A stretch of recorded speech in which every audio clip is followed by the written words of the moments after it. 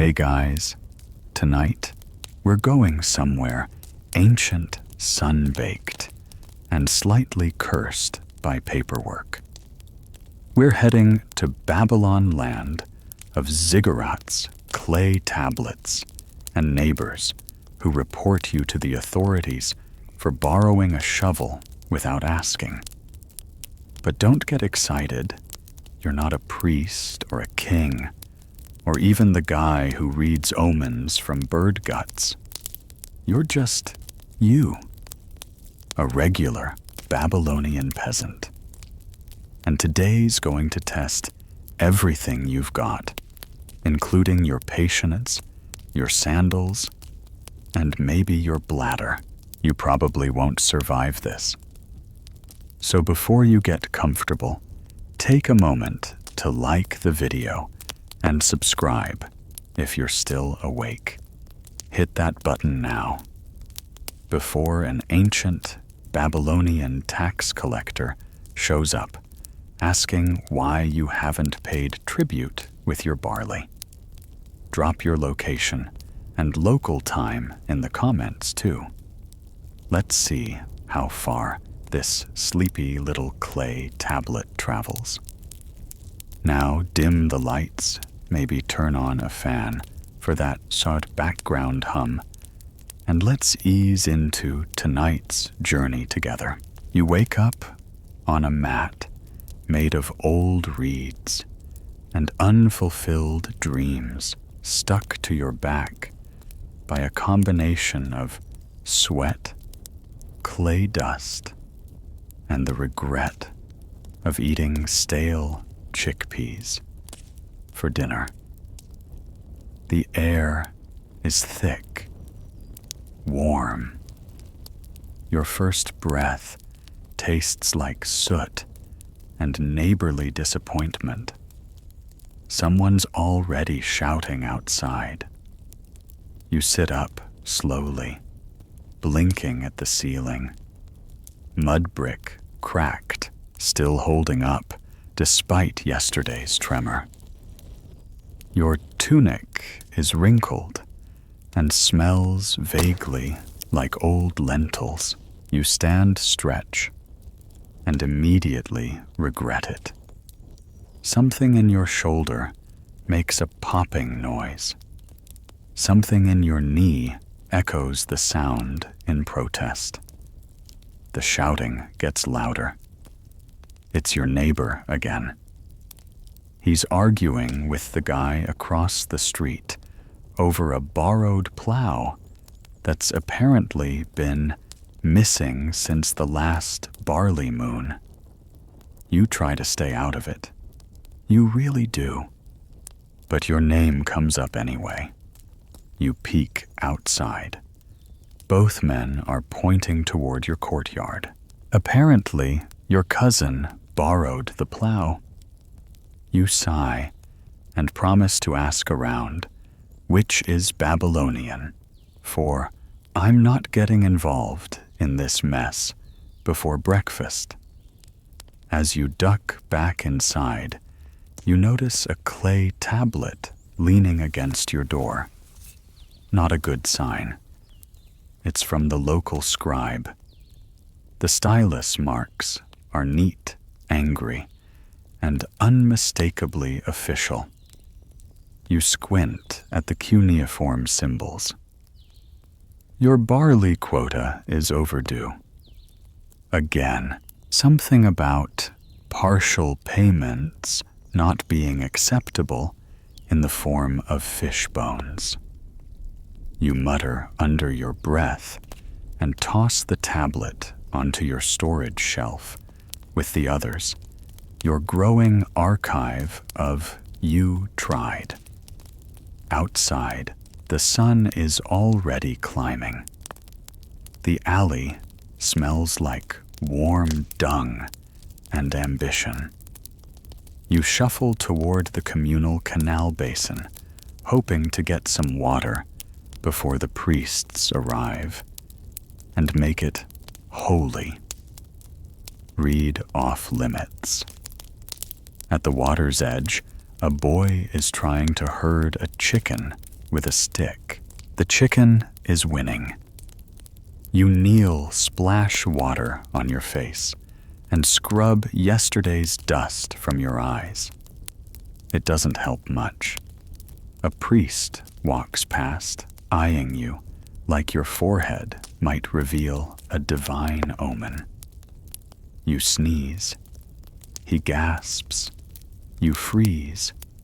He scribbles something onto a palm leaf and mutters about bad winds from the west. Great.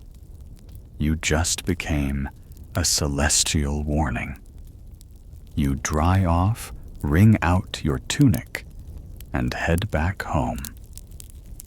A woman across the lane yells at you to fix the fence. You don't have a fence. You pretend not to hear. The bread is cold, the beer is warm, and your morning is just getting started. You sit on a wobbly stool, tearing off a piece of flat bread that tastes suspiciously like the roof beam smells. You dunk it into a clay bowl of beer that's more sour than usual. You chew. You try not to cry. Historians still argue whether Babylonian peasants ate to live or lived to regret eating. You'd argue that both apply especially when the lentils come with mystery crunch. As you finish your meal, you spot your cousin walking by. You yell about the plow. He waves and shouts. Which plow? You rest your forehead on the table. It's going to be a long day. You sling a rough cloth over your shoulder, brush a beetle off your sandal, and trudge toward the ziggurat construction yard because, yes, today you're hauling bricks again. Not the nice kind of bricks, the crumbly, sun-baked, vaguely cursed kind. The kind that whisper back pain every time you touch them. The morning sun already feels like it's practicing for noon. The air shimmers above the road like even it wants to escape. By the time you reach the base of the ziggurat, there's already a crowd. Laborers, supervisors, scribes standing on shady platforms pretending to be important. One of them has a stick and a wax tablet and keeps squinting at people like he's mentally calculating who's most likely to collapse today. You avoid eye contact. Too late. He points. You. Of course. You're assigned to the north slope near the cart ramp, where the bricks slide down on creaky wooden sleds. You remember this spot. This is the someone usually gets hit in the shin area. You join a line of workers lifting bricks from a drying mat and stacking them into rough piles near the scaffold. The bricks are heavy, rough-edged, covered in tiny pebbles that somehow find every crack in your skin. You carry 5, then 7, then 10. By brick 11, your shirt is stuck to your back, and your hands feel like someone sanded them. Historians still argue whether ziggurat workers were paid in food barley or just vague promises from scribes named Nabu. You've seen Nabu. His robe is too clean. You're not convinced He knows what a brick is. You pause to catch your breath and glance up. The ziggurat towers over you, a great stair-step pyramid rising toward the gods, layered in mud brick and heat stroke. Somewhere near the top, someone is painting a mural of Ishtar, goddess of love and war, and probably sore shoulders. You wonder if she sees you, if she cares. Spoiler, probably not. You get back to lifting.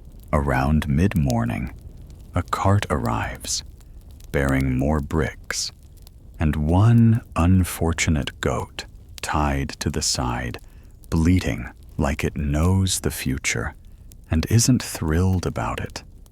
The driver hops off, nods at you, and gestures to unload. You don't know this man, but he already owes you a beer. You untie the goat. It immediately tries to climb the bricks. You stop it. It tries again. You give up and let the goat do whatever it wants, as long as it stays out of your way. As you lift another brick, someone bumps into you. A younger worker, barefoot, wide-eyed, clearly new. He mumbles an apology, drops a brick, and runs off. You sigh and pick up the brick. It crumbles. Of course it does. You toss the pieces aside and look up just in time to see the scribe watching you, judging you. You try to look industrious. You smile. He frowns harder. You mutter a curse under your breath. The goat nods in agreement.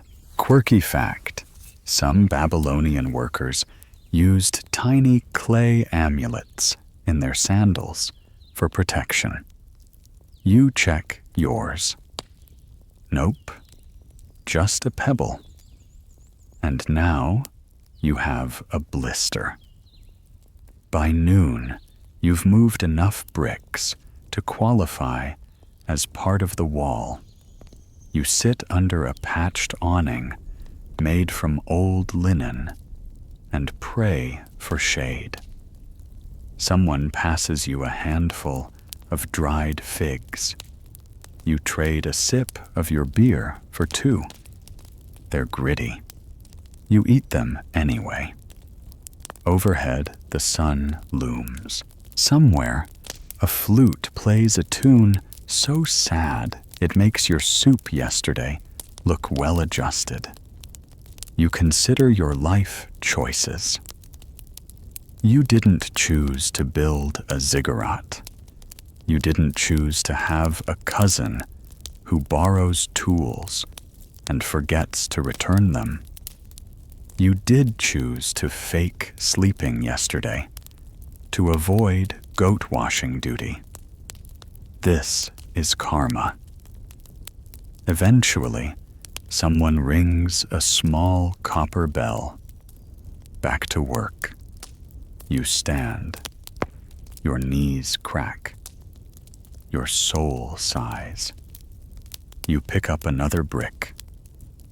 The goat is still watching. You nod at it. It sneezes.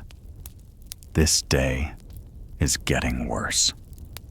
You're about to lift yet another brick when your foot slips on a puddle, except this isn't water.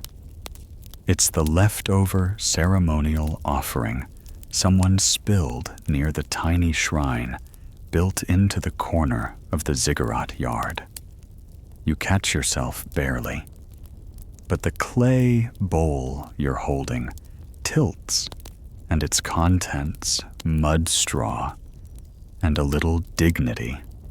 Slosh dangerously close to a worn stone slab etched with some extremely judgmental symbols.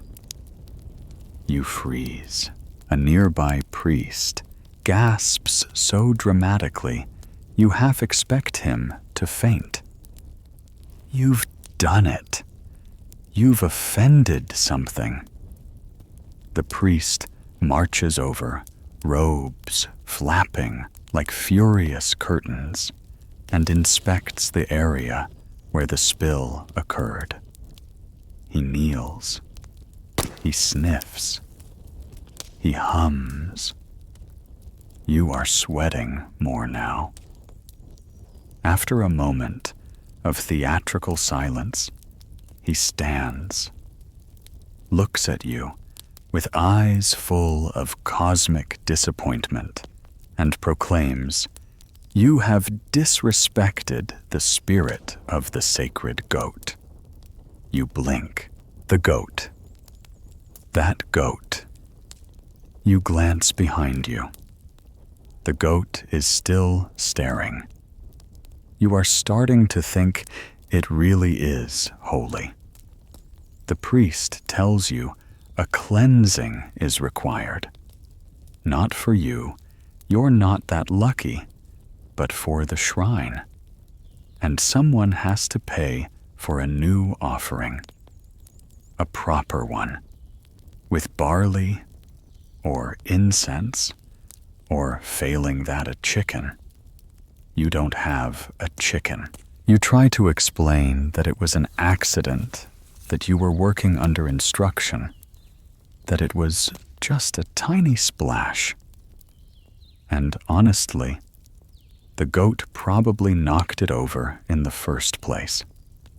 But the priest's expression suggests you've already spoken too long.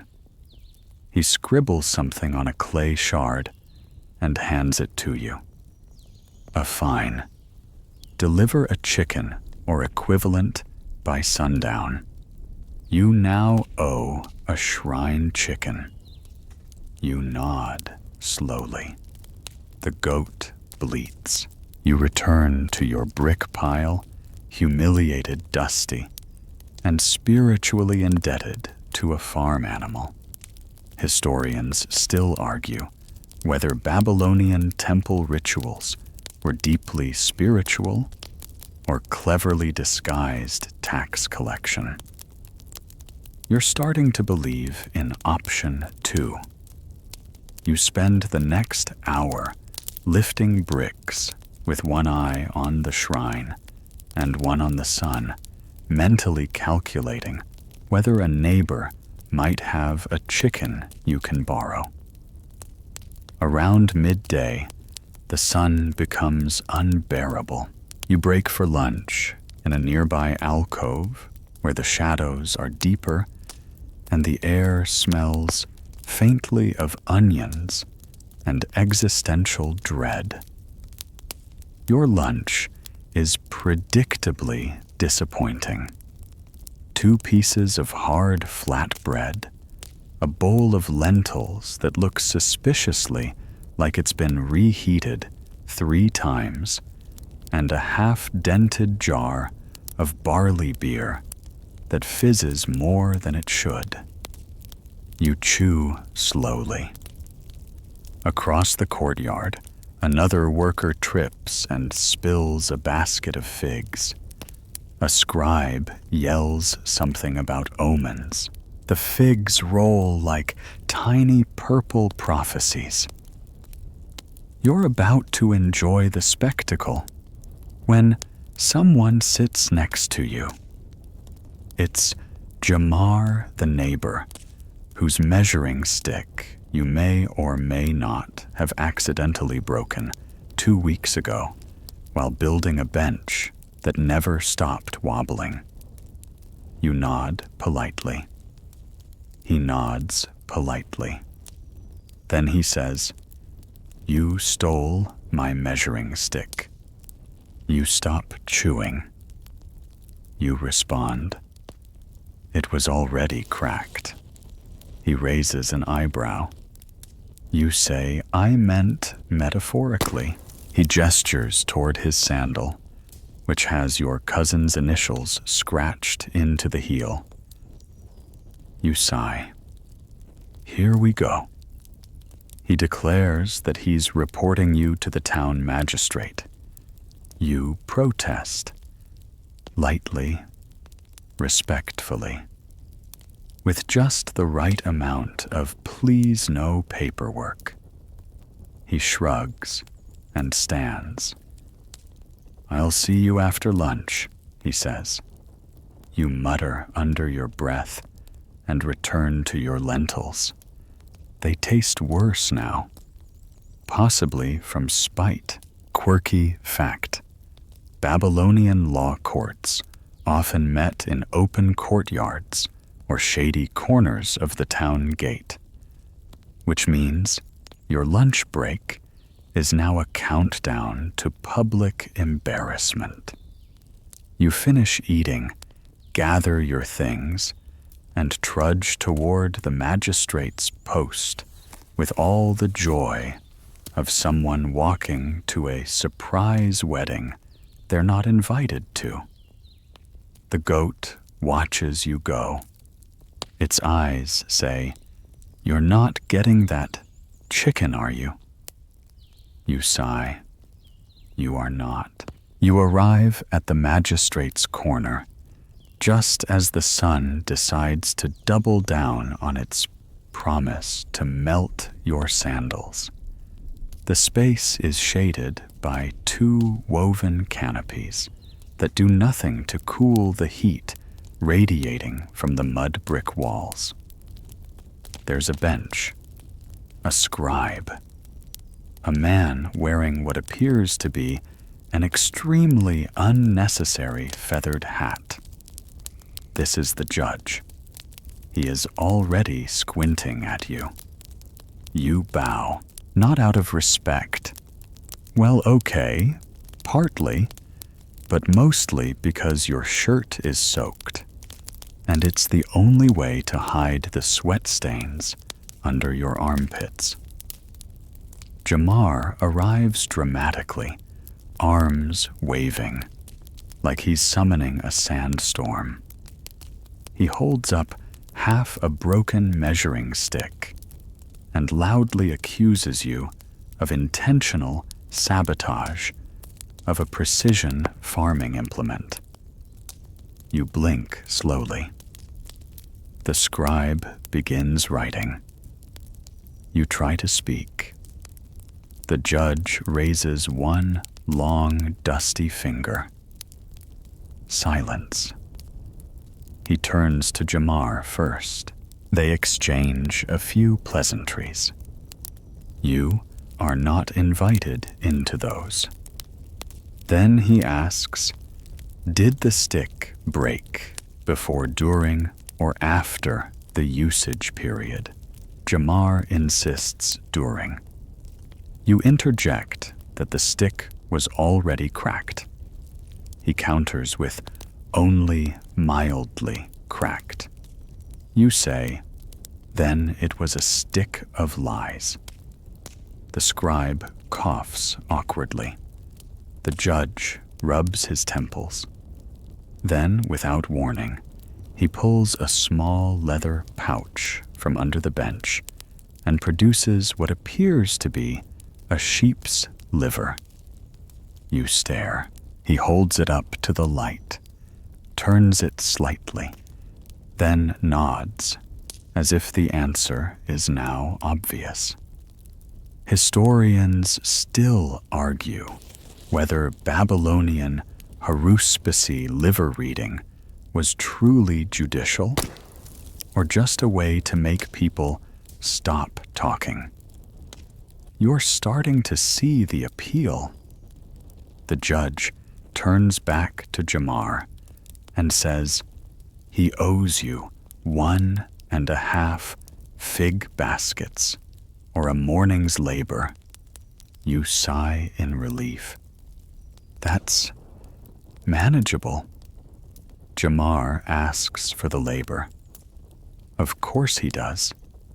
You nod, because saying no might earn you another glimpse of the sheep liver.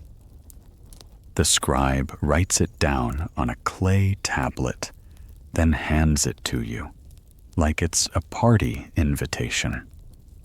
You tuck it into your belt. You're free to go. Sort of. You walk out into the blinding sun and immediately realize two things. One, you still owe a chicken. Two, you now owe a half day of free labor. You're collecting debts like they're shiny pebbles. You make your way down the alley, past vendors shouting about cucumbers and overly optimistic rug sales, and turn the corner toward the temple square. Maybe, just maybe, if you volunteer for something sacred, they'll forget about the shrine mess. Big mistake. You are immediately spotted by a junior priest in saffron robes. He squints at you, then gestures to a broom. You accept your fate. You're sweeping the temple courtyard now. The air is heavy with incense and the judgment of stone lions. The floor is hot. The dust never ends. You push it around in circles, pretending you're cleansing the soul of the space, while also wondering if souls can be swept into a corner and ignored. A statue of Marduk watches you silently. You nod at it, just in case. Across the courtyard, another servant trips over a loose stone and drops a bowl of frankincense. The priest yells something about divine fumes and storms off. You briefly consider running after him to ask about chicken. Fine forgiveness, but think better of it. Instead, you keep sweeping. Quirky truth. Temple courtyards were often seen as sacred lungs of the city open spaces where the divine and mundane intertwined. Right now, your lungs are full of hot dust and regret. Eventually, the junior priest returns. He hands you a small token, a clay disc with a carved triangle, and tells you you're cleansed. You want to ask, cleansed of what? But you just nod. He adds, we're still expecting the chicken.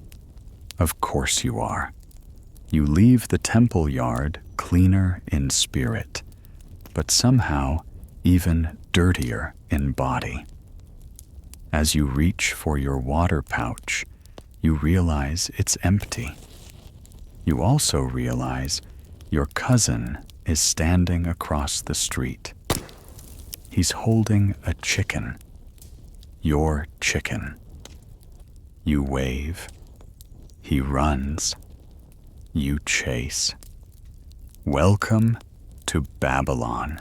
You sprint after your cousin through narrow alleyways, paved in dust, scattered barley husks, and the general chaos of public life in Babylon.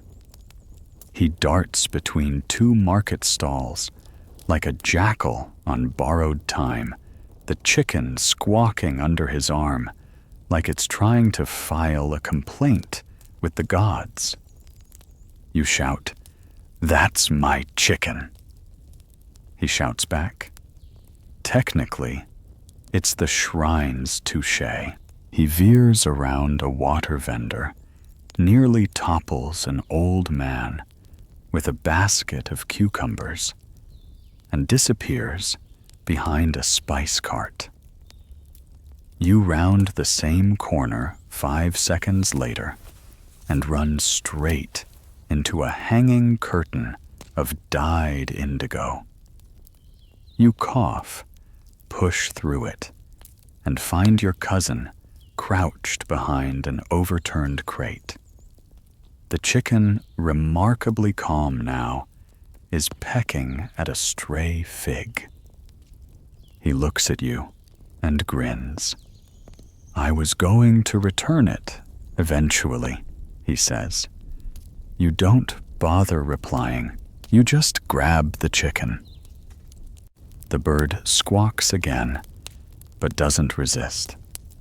You tie a scrap of rope around its scaly legs and hold it at arm's length like you're carrying a cursed artifact. You both walk in silence for a moment. Then he says, "You still owe me a brick from the ziggurat job." You glare. He laughs. You part ways near the canal. With chicken in hand, you head back toward the shrine. But before you reach it, you make the mistake of cutting through the open-air market again. Big mistake. You're halfway past the fishmonger's stall when you hear a voice. A very familiar voice.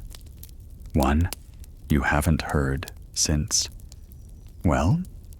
that awkward breakup that involved a family goat and a very public argument about lentil distribution.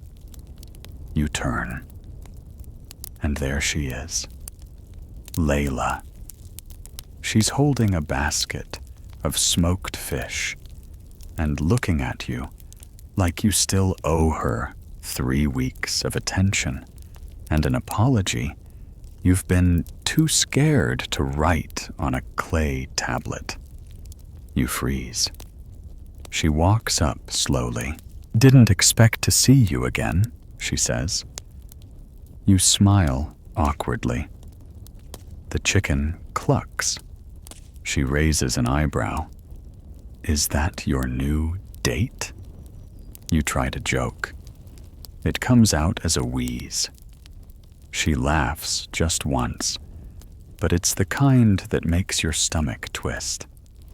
You ask how she's been. She says she started her own stall.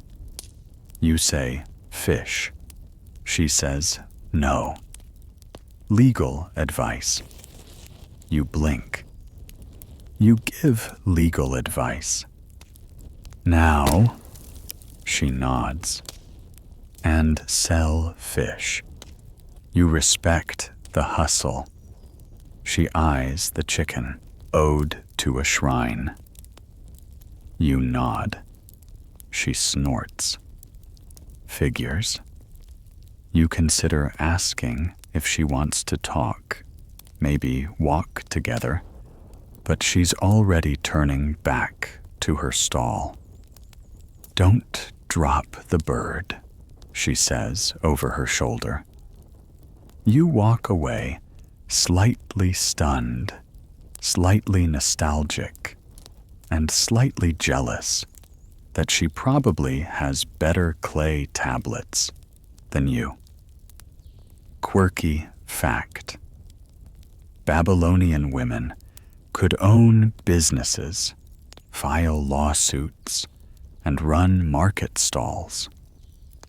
Some even served as scribes. Some, like Layla, were probably better at life than you. As you near the shrine, you spot the junior priest again. He's rearranging flower offerings around the goat statue and mumbling about someone mixing up sacred barley with lentil rations. You present the chicken with as much dignity as you can muster. He looks at it, looks at you, nods. You are no longer in debt to the shrine. he says dramatically.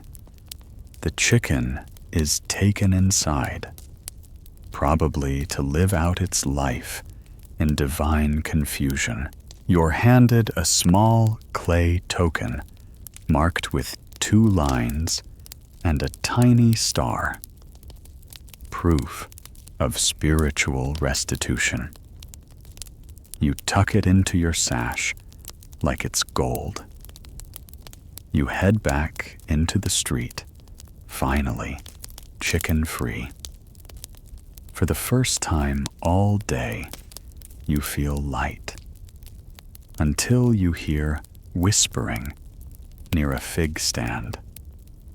2 men, one leaning in too close, the other glancing around too much. You slow down, not enough to look obvious. You hear a phrase, tax collector's route. Then another, tonight, by the northern gate. Then they notice you. You smile. They do not smile back. You walk away faster. Because now you know something. Something you probably shouldn't. And you just got out of shrine debt. You don't need political entanglement as your next unpaid invoice. You walk faster, not so fast that you draw attention, just fast enough to say, I am a man with purpose, not a man who just overheard a possibly treasonous fig stand whisper plot involving the tax collector. You weave between stalls selling onions, sandals, and what might be perfume or fermented beet water. You're not brave enough to find out. The whispers still echo in your head tonight. Northern Gate tax route. None of it bodes well for a guy who just paid off a chicken fine. You need somewhere to lay low. So naturally, you return to your ziggurat job. Because nothing says, I'm definitely not eavesdropping on a conspiracy like hauling mud bricks in 110-degree heat with a goat watching you again. Unfortunately, the goat is gone, replaced by a donkey. You're not sure which is worse. Your shift boss sees you coming and waves you toward a pile of bricks stacked with all the care of a drunk scribe trying to build a pyramid upside down. You don't ask questions. You just start hauling. Again. The bricks are damp. The straw is poking through the mud. One slips and lands on your foot. You mutter a curse. The donkey brays in solidarity. Historians still argue whether Babylonian bricklayers were respected tradesmen or walking dust piles with backs of iron. Right now, you're leaning toward dust pile. An hour in, you're drenched, sore, and vaguely numb to the ache in your arms. You pause to drink from a leaky skin pouch and spot a city patrol moving along the main road. 2 guards, long robes, curved clubs. You drop the water pouch because one of them is the same guy who questioned you last year about the unauthorized vegetable mural your cousin painted near the southern shrine. You duck behind the bricks. The donkey watches you again. You whisper, snitch, and I swear it munches straw. They pass without incident. You breathe again. As you return to work, a young boy runs up, holding a clay tablet and shouting your name. You pretend not to hear. He shouts louder. Now everyone hears. You take the tablet. It's from the local official. You crack the seal. Inside, mandatory appearance at the Ishtar Gate for ritual participation. Of course, you were just thinking how today hadn't involved enough sacred obligations. You ask the boy what kind of ritual. He shrugs. Something about praying for rain. Perfect. Because nothing goes better with heat stroke than formal public prayer. You clean up as best you can, meaning you splash water on your face and rub your tunic until the stains become decorative and start toward the Ishtar Gate. The street is buzzing. Traders yell, scribes argue over price logs, and a man in a lion costume is playing a flute off-key. You walk past him. He winks. You pretend he doesn't exist. The Ishtar Gate rises ahead like something out of a dream. Deep blue glazed tiles, roaring lions in golden relief, and enough majesty to make your dirty sandals feel personally ashamed of themselves. You join the group, already assembled 30 or so civilians, one flustered priest, and a ceremonial drummer who looks like he hasn't blinked in 3 hours. The priest begins the chant. You copy the motions. Raise your hands. Lower them. Repeat. Whisper the words you sort of remember from temple school. Try not to yawn. You glance to your left and notice the man next to you isn't moving. He's just watching the priest. You nudge him. He jumps like you've woken him from a prophecy. He leans in, says, "You didn't hear the fig stall thing, did you?" You freeze. Your spine becomes dust. You fake a cough. Shake your head. He nods. Slowly. Too slowly. You both return to praying. Quirky fact, Babylonian public rituals were as much about political presence as divine favor. You now know this from personal, increasingly terrifying experience. When the prayer ends, you clap once, then again, realizing it's not that kind of ceremony. The priest dismisses the crowd. The man beside you vanishes before you can ask his name or tell him to leave you out of it. You walk away from the gate with the unease of someone who's definitely involved in something and definitely wants to be less involved.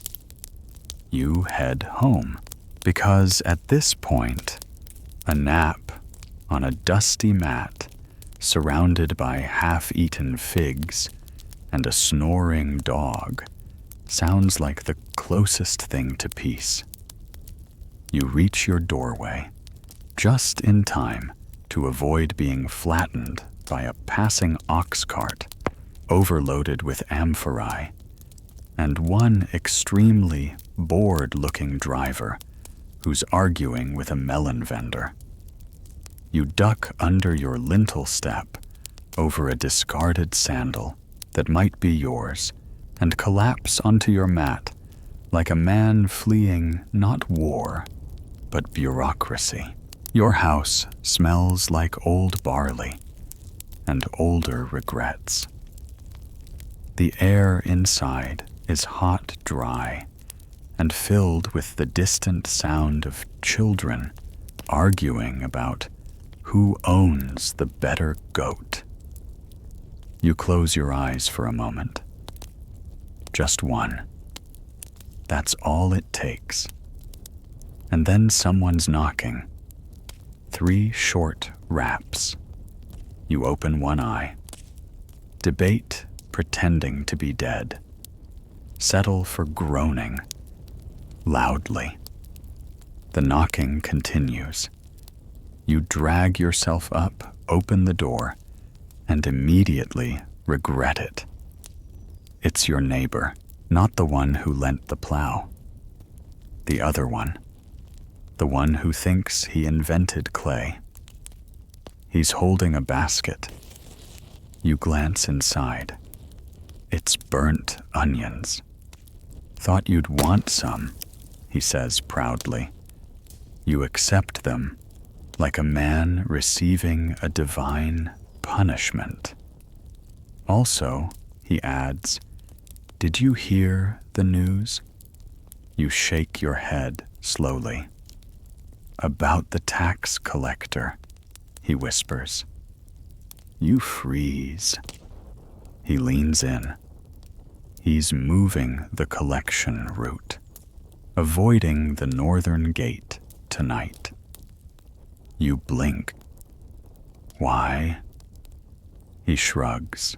Someone said there was talk around the fig stalls. You laugh. Weakly. It's not funny, but it's funny. He winks and walks away. You stare at the onions. They smell like char and suspicion. You set them down on a cracked bowl and flop back onto your mat. But your stomach growls loudly. You sigh. It's dinner time. You make the rounds first to the pantry, which contains exactly 3 old lentils, a chipped spoon, and the vague scent of despair. Then to the alley, where the neighbor's cat eyes you like prey. Eventually, you scavenge enough to make a sad stew. Lentils, onions, and a single dried fig. You heat it over a tiny fire and try not to cry. As the sun sets outside, the courtyard fills with the low hum of conversation. Neighbors gather. News spreads. Someone claims to have seen a scribe crying. Someone else swears the river fish are swimming backwards again. You bring your bowl outside and sit with the others. The stew is edible. Barely. Someone plays a flute. Off key. Again. You sip warm beer from a clay cup with a crack that leaks if you tilt it too far. You lean back against the wall. This moment, however smoky, however dusty, is almost peaceful, until someone points across the courtyard and says, "Isn't that the cousin with the chicken?" You bury your face in your bowl. Quirky detail. Babylonian social gatherings were often semi-public affairs, blending gossip news and food offerings. Basically ancient Facebook, but with more lentils. You manage to sneak away before the cousin discourse gets too intense and retreat back inside. Your mat has never looked more inviting. You lie down, close your eyes, almost sleep. Then drip, drip, drip. You open one eye. The roof is leaking. Of course it is. You grab a cracked bowl and place it under the drip. You stare at it. Then the bowl starts leaking too. You laugh loudly, and the dog barks in agreement. Historians still argue whether Babylonian homes were marvels of early engineering or collapsing boxes of dust and hope. You have no doubt about your category. You fetch a second bowl, then a third. Eventually, you just put a basket under it and call it divine irrigation. You lie back down again. The stars blink above through the reed slats. Someone sneezes in the distance. A goat bleats twice. You close your eyes. No more conspiracies tonight. Just the sound of dripping, and burnt onions, and a chicken you still kind of miss. Morning greets you with the graceful subtlety of a broken amphora smashing against your courtyard wall. You jolt awake. The stars are gone.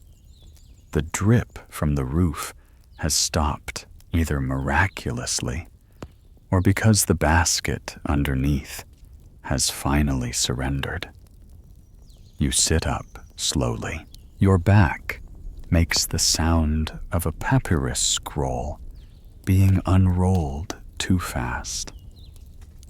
The sky outside is painted in that hazy, dusty gold that only Babylonian mornings can manage. Beautiful, yes, but also a reminder that it's about to be very, very hot. You stretch, yawn, and bump your foot into something soft and furry. The dog, still asleep. You envy him deeply. Then comes the voice. Oi, Brickman. You groan before you even turn your head. It's your debt collector neighbor, Jamar. You forgot the labor. Your sentence from the public court the other day. Remember the broken measuring stick. Yeah, that's today. He's waiting with a pickaxe and a grin that says, "You're not going to like this." You follow him out of the alley and down to the canal embankment, where he gestures proudly toward a pile of stones that needs to be moved and reset into a retaining wall. City wants this rebuilt, he says, and you're cheaper than a paid mason. You say nothing. You're too tired to protest. You get to work. The stones are awkward, heavy, covered in dried algae and what might be cursed frog bones. You stack, shift, reset. Your arms ache. Your feet slip. You inhale a mosquito. Jamar supervises with the confidence of a man who once heard an engineer describe something and now thinks he's qualified. Historians still argue Whether ancient Babylon had standardized building codes or just a lot of hope and leftover bricks, judging by this wall, definitely hope. Midway through the job, a city official passes by and pauses to watch you work. He squints, leans closer, then asks, "Is that your cousin?" You nearly drop a stone. The official points to a small crowd gathered on the opposite bank. Your cousin is there, standing on an upside-down basket, yelling about barley, tax injustice, and waving what might be a fishbone in the air. You nod. Sadly, the official frowns. Tell him to submit a proper complaint. This street theater is undignified. You nod again. He leaves. You return to work. Jamar claps you on the back when the wall is halfway decent. "Good work," he says. "You're free." You whisper, "Am I ever?" He laughs and walks off. You take a moment to sit beside the canal and soak your feet. It feels like heaven, if heaven involved mud and the risk of leeches. Nearby, a group of women are washing clothes. They're singing, gossiping, laughing. You hear one say, "Did you hear about the fig seller? He's in big trouble." You lean in slightly. The words Northern Gate, missing tax convoy, and questioning scribes float past. You freeze. So it did happen. Someone did go through with it. And now the city guard is involved. You glance around like someone's going to accuse you of knowing things again. But no one's looking at you. Not yet. You dry your feet, wring out your tunic, and start walking toward the market. You need to keep moving. Act normal. Buy something boring, like garlic or rope. At the market, you wander past stalls selling everything from perfumes to prayer beads to dates that have definitely seen better days. You stop at a stall selling clay cups, each painted with crude lions and inscriptions like "Victory to Marduk" or "Official beer mug." You pick one up. The vendor says, "Half price if you promise not to drink goat milk out of it." You nod solemnly. You buy the mug, not because you need it, but because carrying something makes you look like a customer, not a man who knows too much about fig stand conspiracies. You wander back toward your alley. The sun is at its peak now. Shadows vanish beneath you. The bricks radiate heat. The air itself seems tired of being hot. You pass the shrine. The priest is asleep. The goat is back. It sees you. It winks. You pretend not to notice. You duck back into your home, clutching your clay cup like it holds all your hope. You set it down. It cracks. Of course it does. You soar at the cracked clay mug, like it's personally betrayed you. The lion painted on its side now looks vaguely embarrassed. You sigh, scoop it up, and place it gently, ceremoniously on the shelf next to the other. Broken things. You own a chipped bowl, a dull knife, and your dreams of an uneventful afternoon. You sit for 3 blessed minutes. Nothing happens. Then a child runs by your door yelling, "They're questioning people." At the olive press, you groan, not because of guilt, but because you just know someone's going to say they saw you loitering near a fig stand. And that's all it takes for your name to appear on someone's clay tablet. You peek outside. 2 city guards, their robes sweat-streaked and expressions grim, are walking toward the alley where you bought onions yesterday. One of them is pointing at rooftops. The other is scribbling something down. You casually walk inside and close your door with the kind of calm only terror can produce. You pace. You mutter. You try to remember what people wear when they look innocent. Tunic, belt, chicken. Underarm. No, not the chicken again.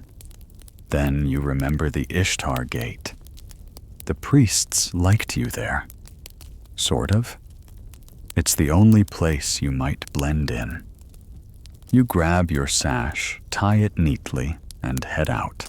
You arrive at the temple just as a group of petitioners are gathering for evening blessings. You shuffle into the back, mumbling a half-remembered prayer and hoping nobody notices the sweat pouring down your back. Historians still argue whether temples served more for faith or for social diplomacy. You're living proof of the second. You light a stick of incense. You bow at the statue. You fold your hands with just the right amount of theatrical reverence. You pray loudly, not for forgiveness, not for rain, but for distraction. It comes sooner than expected. The goat enters the temple. Again, it walks straight down the center aisle like it's late for a divine appointment. The priest shouts. 2 novices trip over their robes. A woman gasps. You seize the moment and slip out the side, into the alley, away from questions, into slightly less public danger. But hey, you're free. For now. You walk toward home, passing shuttered stalls and sleepy dogs. The streets are mostly empty now, bathed in that pre-sunset amber that makes even cracked mud walls look golden. You let yourself breathe. You might survive the day after all. You reach your courtyard. The dog is snoring. The cracked mug is still on the shelf. You lie down on your mat. Then you hear footsteps, not the soft kind. You roll over. It's the tax collector. He's alone, covered in dust, slightly limping. You blink. He looks at you. You, he says, owe barley. You blink again. For what roof levy, he replies. You look up. At your leaky, half-rotted, reed-patched roof. He pulls out a tiny clay tablet and hands it to you. It has your name and a number.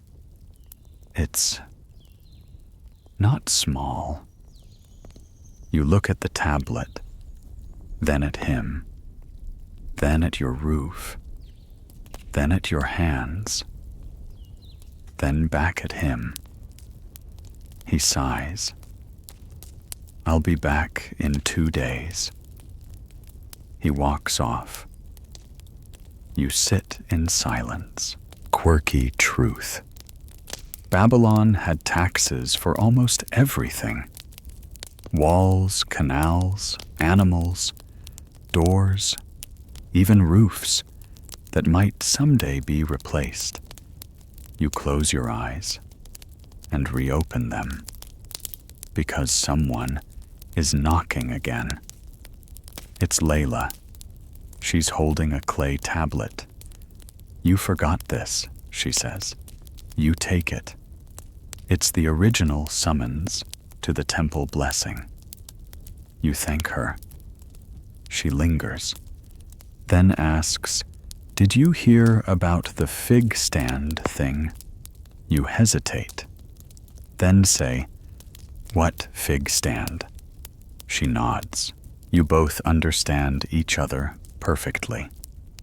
She walks off. You sit. Again. You are not hungry. You are not safe. But at least you are still mostly free. Evening finally rolls in, like a tired ox cart, with one squeaky wheel and a missing axle. The sun lowers itself slowly over the rooftops of Babylon, spilling orange light across cracked courtyards and dust-coated stairways. You sit on your mat holding the clay tax tablet in one hand and your dignity barely in the other. You stare at your roof. It stares back. Somewhere a bird poops through the thatch. You exhale. The dog lifts its head, sneezes, and lies back down, like even it has given up on this day. You stand. Because of course, there's still one more task left. Your roof is leaking. The tax man is coming back. And if you don't fix it, you might end up owing barley and a public apology. You gather your patch kit, a bundle of dried reeds, some binding twine, and a bucket of mud that smells suspiciously like riverbank soup. You climb the ladder with the grace of a man who's definitely slipped off it before. At the top, the view is decent. You can see the ziggurat rising like a dusty stairway to the gods, the canal glinting like a snake in the distance. And Layla's fish stall closed now, but still proud. You shuffle across the roof, tiles, kneel near the hole, and begin weaving in fresh reeds. Your fingers ache. Your knees complain. Your back outright swears at you. As you work, you hear someone singing. A woman's voice. Soft, low, a little off-key. You glance across the rooftops and see a young girl with a basket of laundry humming as she folds cloth beneath the moonlight.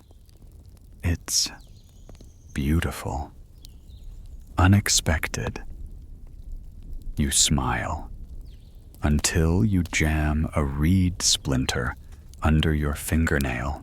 You hiss quietly and shake your hand. The gods, apparently, don't want you too content. Still, the roof patch holds. You smear the last of the mud, smooth it over, and sit back to admire your effort.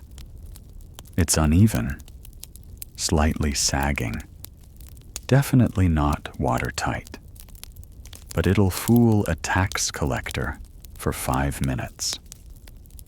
You climb down every rung of the ladder, complaining in a different tone. Back on the ground, you wash your hands in the water jar, which is now more dust than liquid.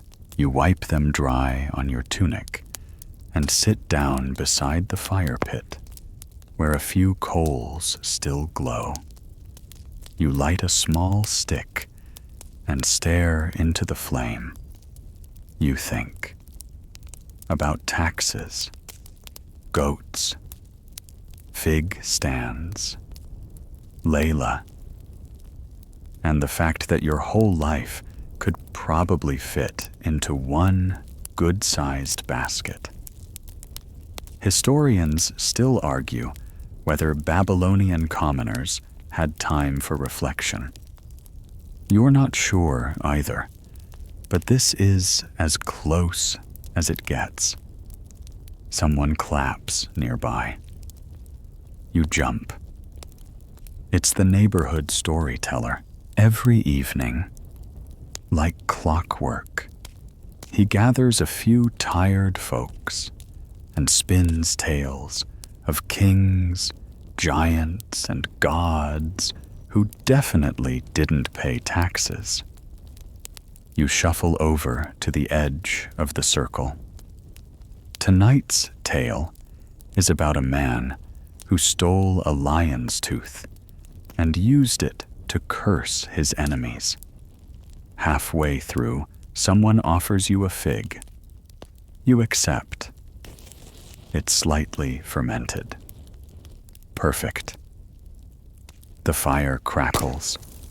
The stars emerge. The city softens into low murmurs and flickering lights, and for just a little while, you forget the cracked cup, the unfinished wall, and the chicken that almost became your downfall. The storyteller finishes. Everyone claps politely. A child falls asleep against their mother's shoulder. The dog at your side again yawns with magnificent indifference.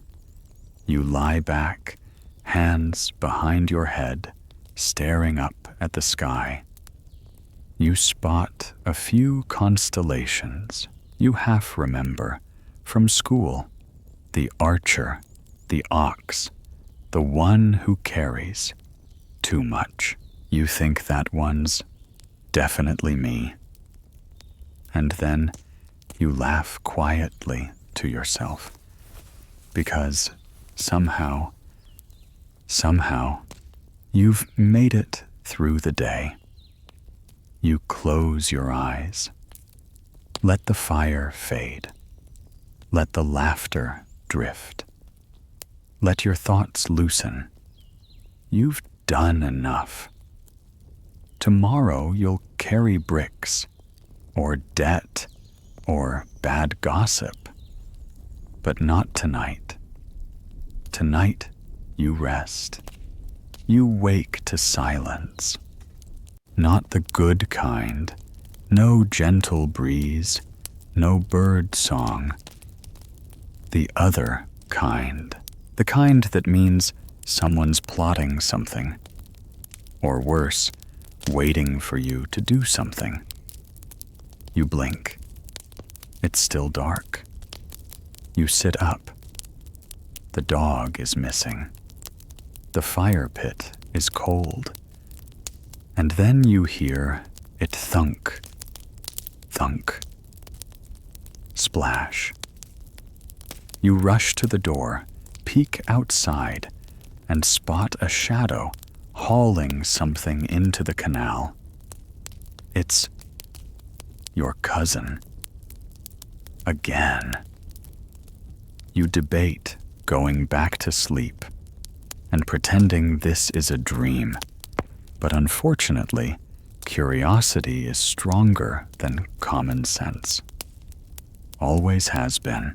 You walk quietly toward the canal, ducking under a laundry line and avoiding a puddle that's probably older than some dynasties. Your cousin's muttering. You get close enough to hear. They said, hide it, not drown it. You clear your throat. He jumps. Almost falls in. Oh, he says. It's you. You raise an eyebrow. He waves a hand, like that explains anything. It's nothing, he adds. You say, it's never nothing with you. He sighs, points to the sack. You untie it. Inside, clay tablets. Dozens. Sealed, official-looking, and stamped with the tax office crest. You blink. He shrugs. They were just sitting in the cart. You stare. He adds, you don't have to report it. You say nothing, not because you agree, but because your brain is too busy making a mental list of everything that could go wrong if you agree, and how little room you have in your house for consequences. Historians still argue whether petty theft in Babylon was a crime of desperation or sport. You're now certain it's both, and you've got front row seats. You say, you're turning these in. He says, you want to. You back away. You're already on one suspicious clay list this week. He sighs again and starts dragging the sack toward the magistrate's office, muttering about no one appreciating initiative anymore. You watch him disappear into the fog. Then you return home. Try to sleep. Fail. You sit in the courtyard eating a cold onion and watching a spider attempt architectural greatness between two reeds. The sun rises slowly. Your neighbor emerges from her doorway and nods. You nod back. Neither of you says anything. Words are too expensive this early. Eventually, the alley fills with movement. Again, children chasing goats, merchants shouting about cucumbers that are definitely too bendy, and someone playing a flute terribly again. You head toward the ziggurat for your shift. Again. But today, something's off. The guards are out early. The scribes are fidgeting. And the overseer is actually sweating before the first hour. Word spreads fast. Someone tried to bribe a tax official. Someone else might have stolen tablets. And there's that talk, loud talk, about changing the collection system entirely. You lift your first brick, pretending not to care. But everyone's looking around nervously. You drop your second brick more dramatically than needed, just in case anyone's watching, and wondering if you look guilty. Spoiler, you do. By midday, the heat is unbearable, and the rumor mill has gone full circle. Apparently, someone confessed, someone else disappeared, and someone claimed divine intervention from a goat. You step aside to rest beneath a tattered awning when a familiar figure appears. Layla. She tosses you a water pouch.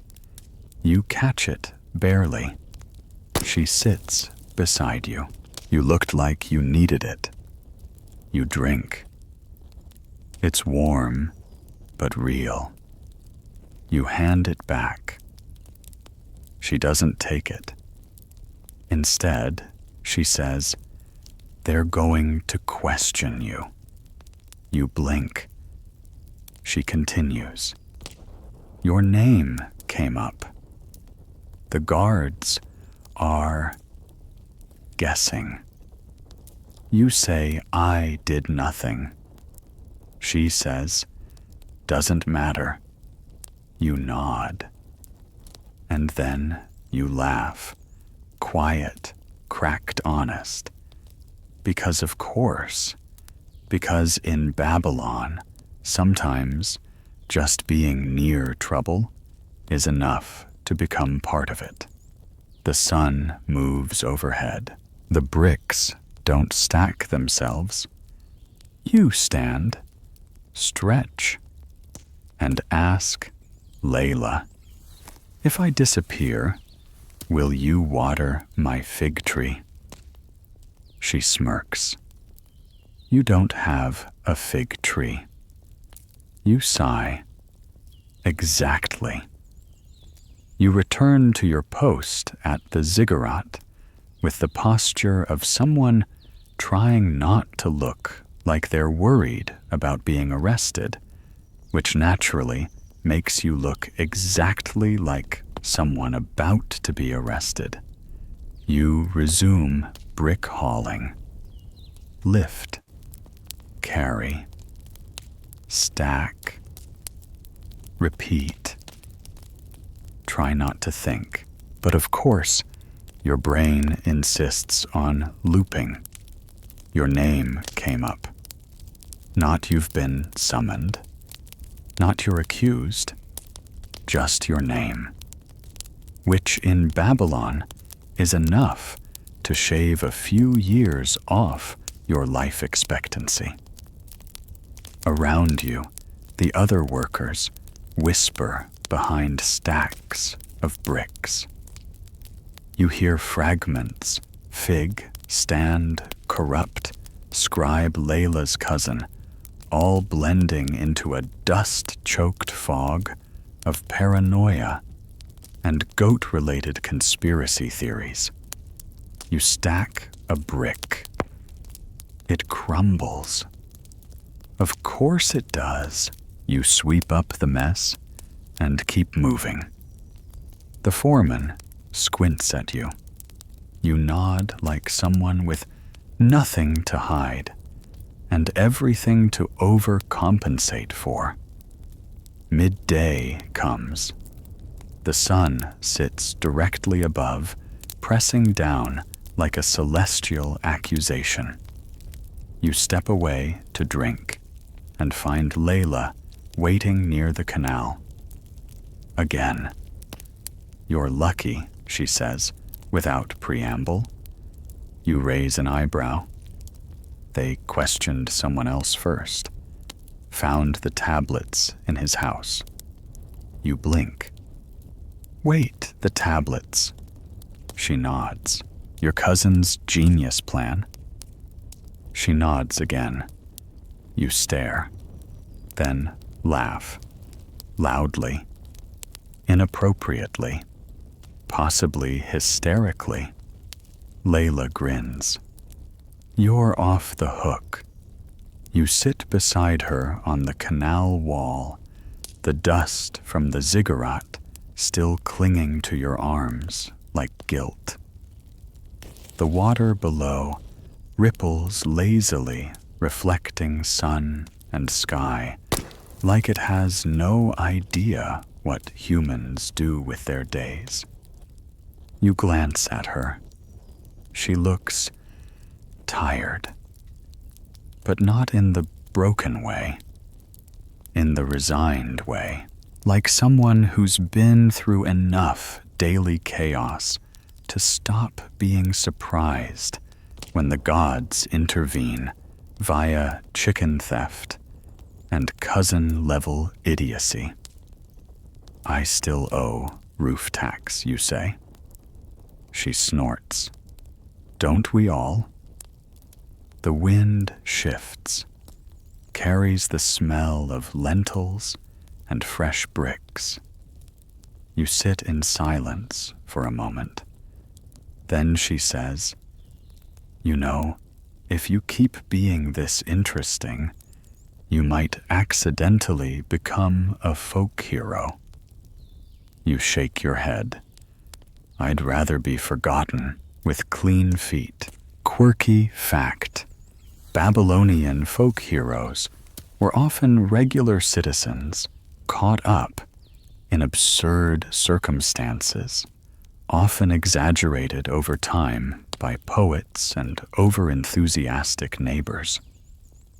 You wonder if this is how legends start. You say goodbye to Layla and head back toward the construction yard. The bricks are still there. The donkey is still chewing something that might be sacred. You haul 2 more bricks, then stop to fix a slanted corner. Someone else definitely messed up. That's when the tax official appears. Again, he's alone, covered in more dust than yesterday. He looks like a man who's had to explain lost revenue to too many angry priests. He doesn't even say hello, just hands you a new clay tablet. You groan before you read it. This one's not a fine. It's a job offer, sort of. An invitation to assist in record auditing at the granary. You blink. He says, "You can read, right?" You nod slowly. He shrugs. The last guy misplaced a whole warehouse of lentils. You stare. He leaves. You hold the tablet in one hand and a brick in the other. And suddenly, for the first time in ever, you're holding a choice. Historians still argue whether mobility existed in Babylon's class system. Right now, it feels like the system sneezed and you happened to be in the breeze. You set the brick down. Gently. You walk to the overseer and show him the tablet.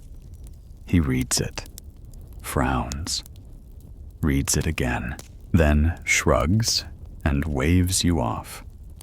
You leave the ziggurat behind, just for today.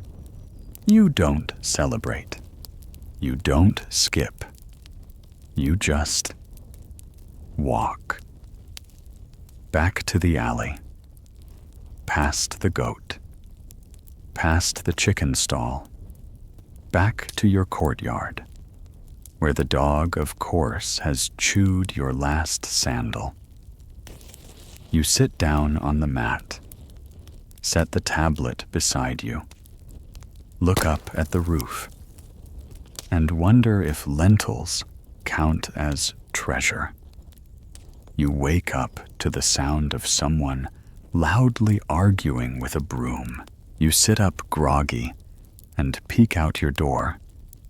It's your cousin. Of course.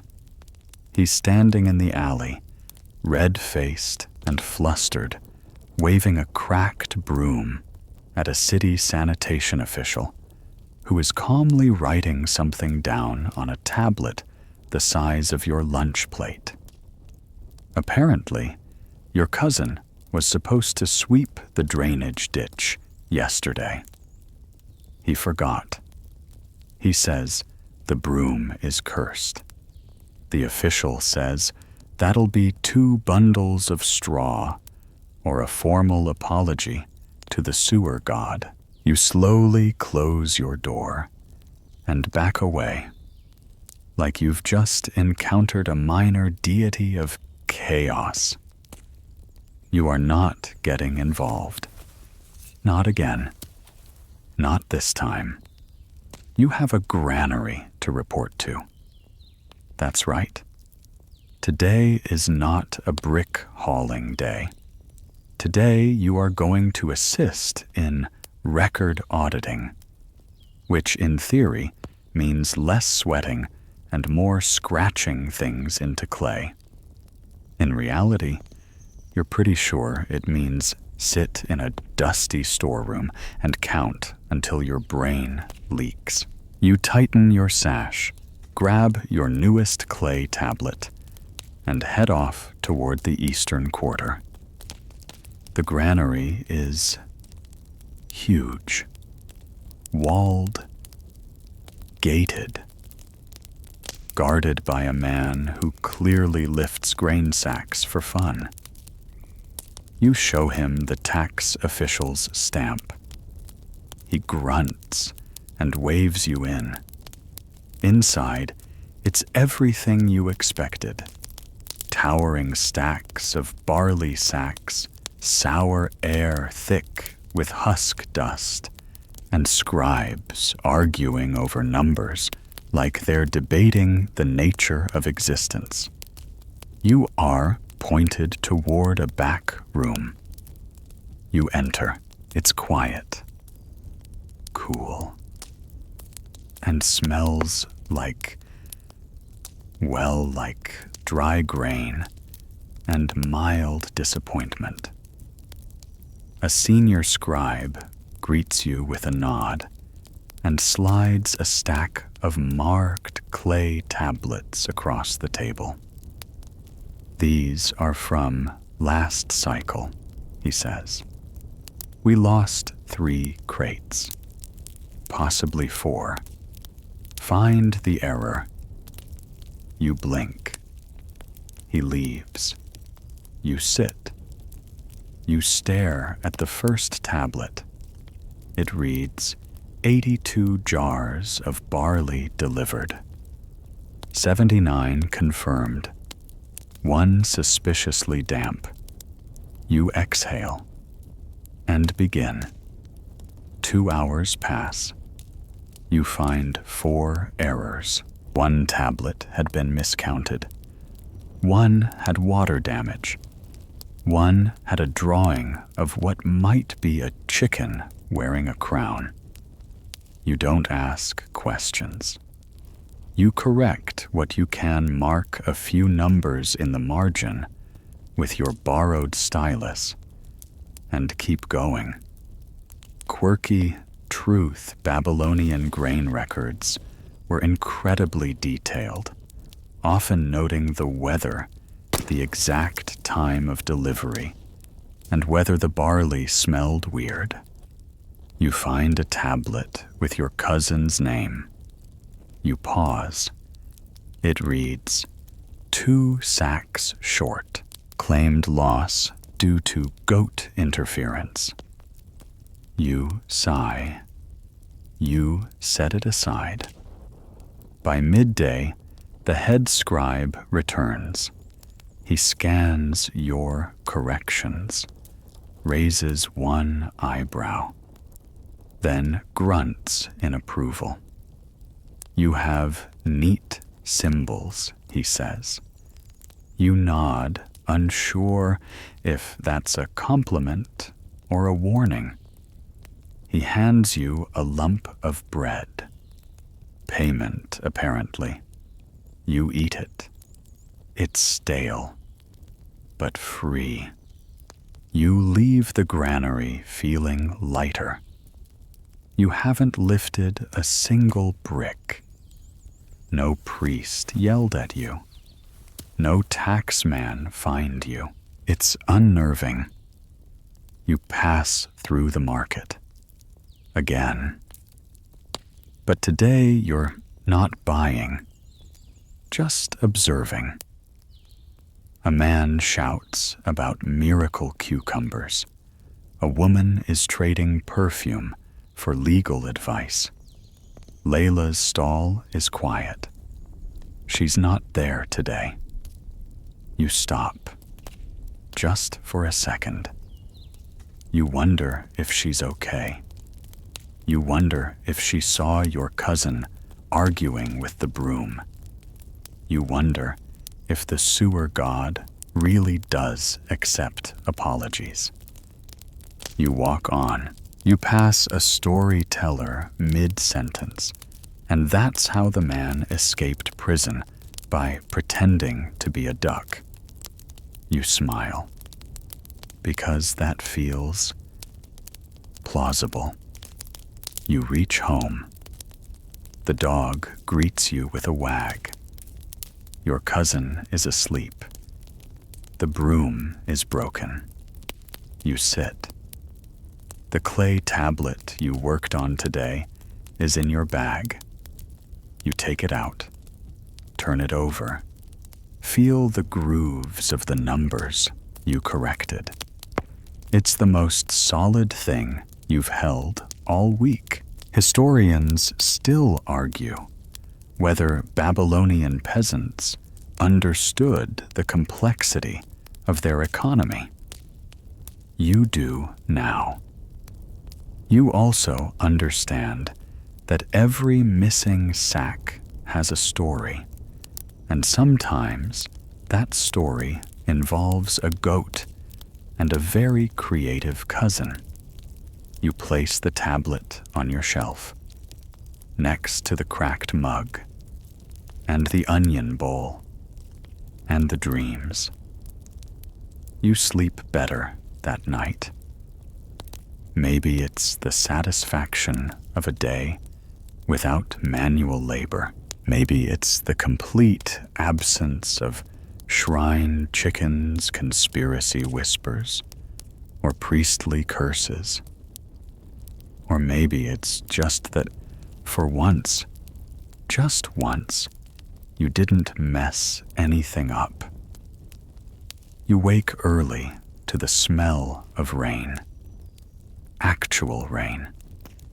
It's faint, but real. A few drops hit the courtyard stones and send up that earthy scent of wet dust and old brick. You step outside and look up at the sky, where thick gray clouds are rolling in like royalty. You smile, and then you hear the unmistakable sound of clay shattering. You turn. It's the shelf, the one with your collection of broken dreams. It's collapsed. The cracked mug is now 2 cracked mugs. Your newly corrected tax tablet. Face down in the dust. The dog stares at the wreckage like it caused it and is mildly proud. You sigh. Fixing the shelf wasn't on your list, but neither was roof tax shrine restitution or goat diplomacy. And here you are. You gather the pieces, patch together what you can, and leave the rest. Babylon giveth. Babylon taketh away, usually with poor craftsmanship. Then comes the knock. Not the knock. Not someone's here to arrest you knock. Just a cautious, almost polite tap. You open the door. It's Layla. She's holding a scroll. You blink. She says, "Need help reading it. You nod and let her in. She scans the scroll, frowns slightly, and hands it back. It's an invitation. You blink again. To what? To a trial? Your stomach drops. She raises a hand. Not against you. You're being called as a witness. You pause. About what? She shrugs. Someone finally turned in a fig seller. Of course. You sit down slowly. She stays standing, arms crossed, watching you with that look that says you attract weird energy. And I'm fascinated, but also exhausted by it. You say, "Should I go?" She says, "If you don't, they'll assume you're hiding something." You nod. You both sit in silence for a while. The rain picks up. Soft. Steady. Historians still argue whether Babylonian justice was swift or ceremonial. You suspect it depends on the mood of the man with the feathered hat. You arrive at the town square later that morning. There's a canopy set up to keep the rain off the magistrate's bench. He's there, looking particularly damp and irritated. The fig seller is already standing in the center, arms, crossed robes, askew, eyes wild. He's yelling something about injustice, something about divine figs, something about tax corruption and sacred fruit being misclassified as common. You are called forward. You walk carefully, your sandals slapping in puddles, and try not to look guilty by proximity. The scribe gestures for silence. The judge sighs.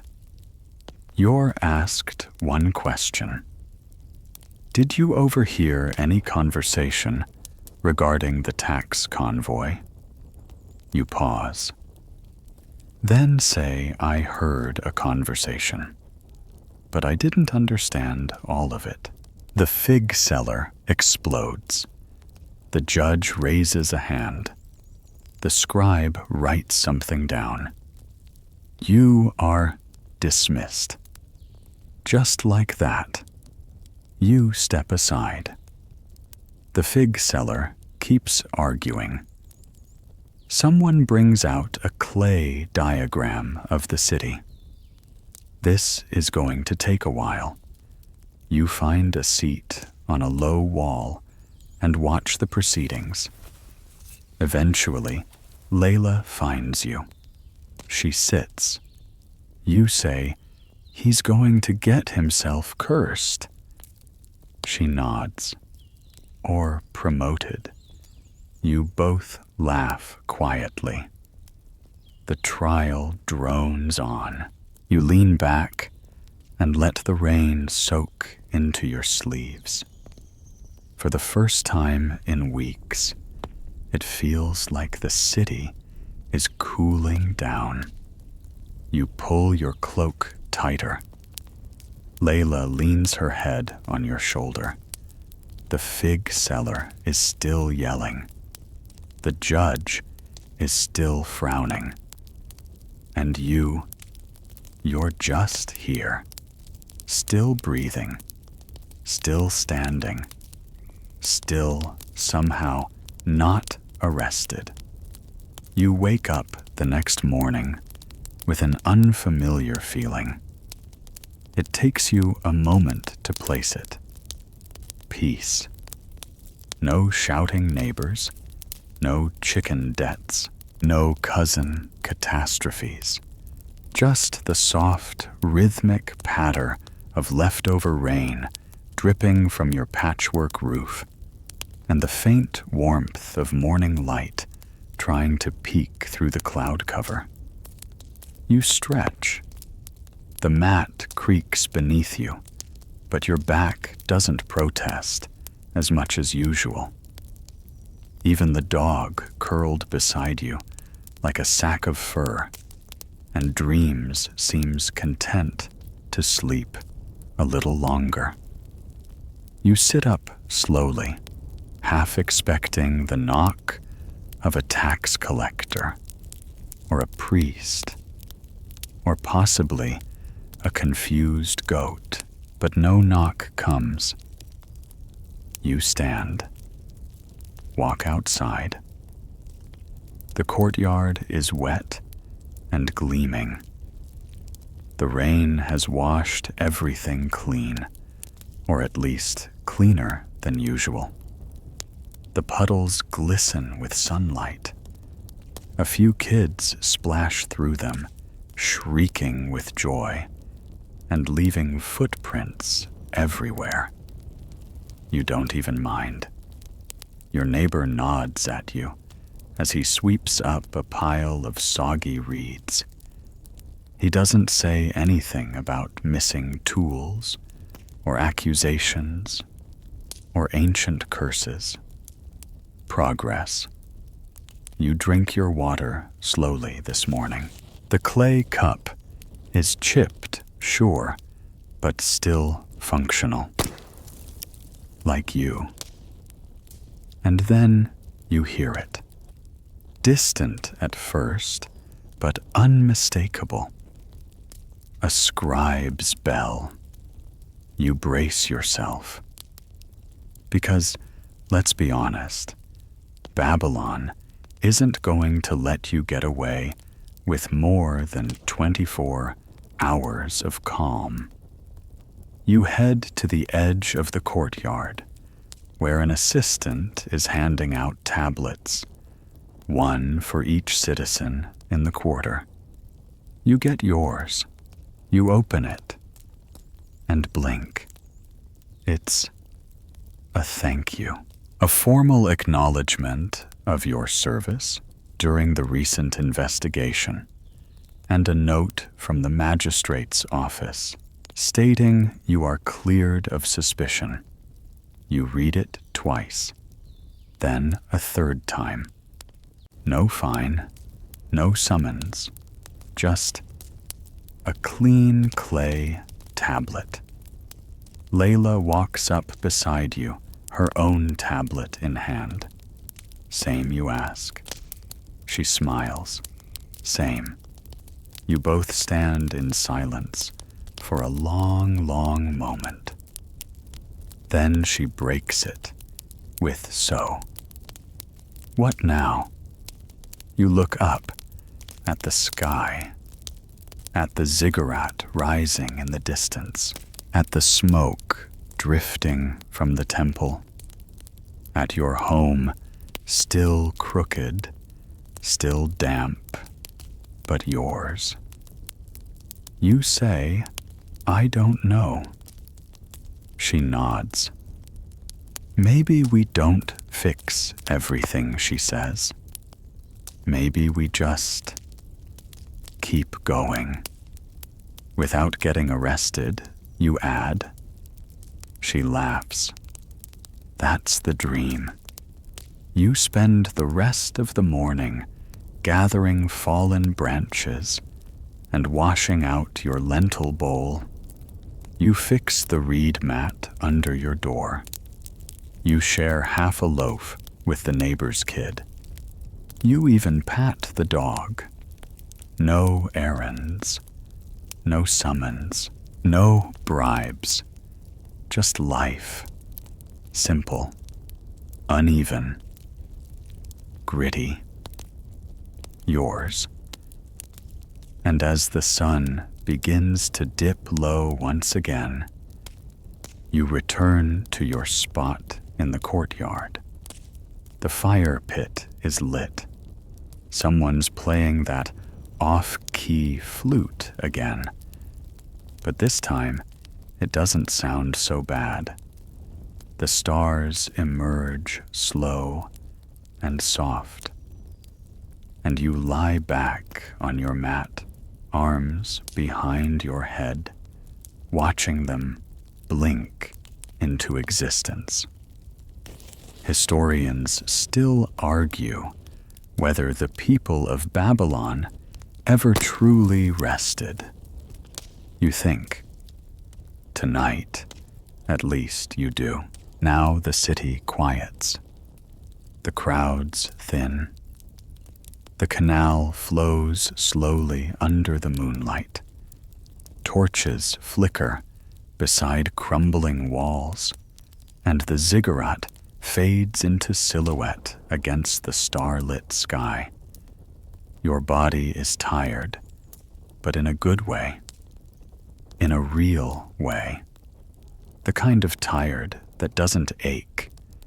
The kind that says, you've done enough. You lie on your mat, wrapped in stillness. The dog snores beside you. A breeze drifts through the reed slats above, rustling softly like distant whispers from the gods, but kinder, less urgent.